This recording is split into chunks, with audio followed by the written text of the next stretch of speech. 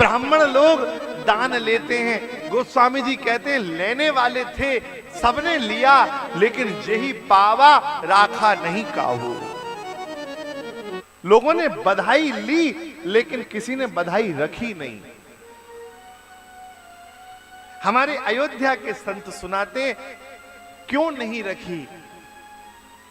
एक ब्राह्मण जिसने सुना कि महाराज दशरथ के यहां राजकुमार उत्पन्न हुए, 4 राजकुमारों का जन्म हुआ, महाराज इसने तिलक किया है, शिखा का वंदन किया, सुंदर श्रृंगार कर कर धोती कुर्ता पहन के पहुंच गया अयोध्या में। अयोध्या के प्रथम द्वार से बधाई लुट रही थी।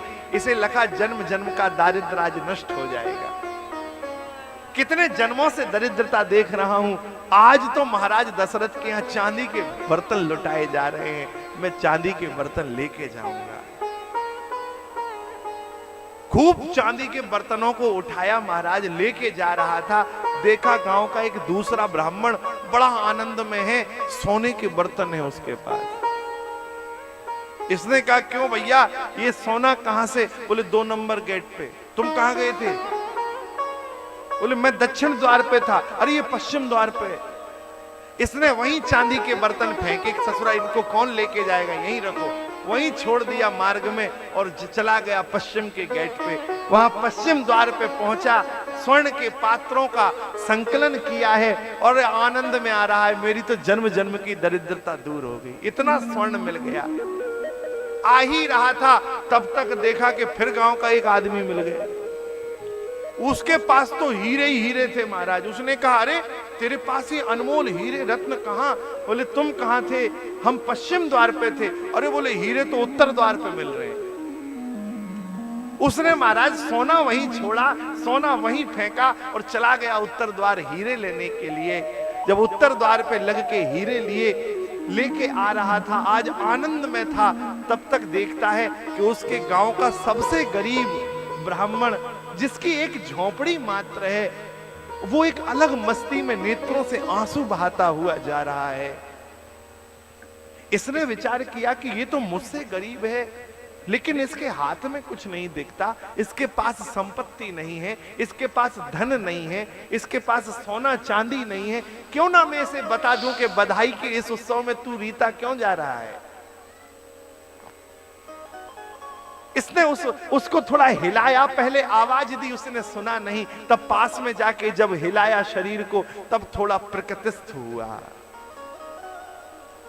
अरे अरे ब्राह्मण तेरे जन्म जन्म का दारिद्र्य दूर हो जाएगा, ऐसा उत्सव महाराज दशरथ कर रहे हैं। देख कैसी कृपा हुई है, 60,000 वर्ष की उम्र में लाला का प्राकट्य हुआ है।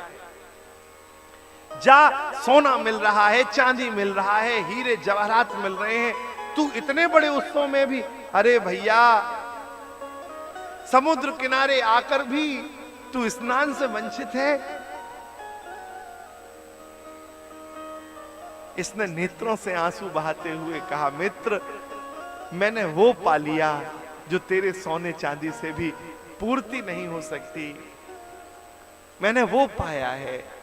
इसको लगा क्या पाया? इसने कहा भाई क्या मिल गया तुझे ऐसा? बोले मैं पूर्व द्वार पर प्रथम द्वार पे था और वहां नील मणि की कांति को भी विलज्जित करने वाले मैंने उन 4 कुमारों का दर्शन किया है।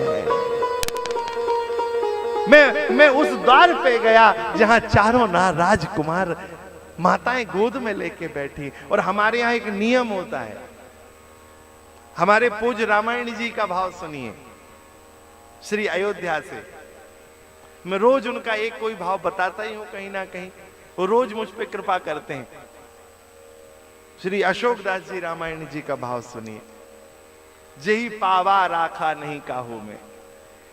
हमारे यहां जब दष्टोन होता है तो घर के बड़े बुजुर्ग जब आते हैं तो एक नियम होता है, जो बालक प्रकटा है, जो जन्मा बालक है, उसको मां से लेके और उन बड़ों की गोद में दिया जाता है। ऐसा होता है कि नहीं होता है? लेकिन बड़े थोड़ी देर गोद में रखते हैं, आशीर्वाद देते हैं और पुनः मां को दे देते हैं। हा? तो सर्वस्व दान दीन सब काहू, सर्वस्व का दान दिया महाराज दशरथ ने। महाराज दशरथ का सर्वस्व कौन है? महाराज दशरथ के सर्वस्व श्री राम ही हैं। और जब अयोध्यावासी आए तो सर्वस्व दान महाराज दशरथ भगवती कौशल्या की गोद से राम जी को लेते और अपने सर्वस्व का दान कर देते।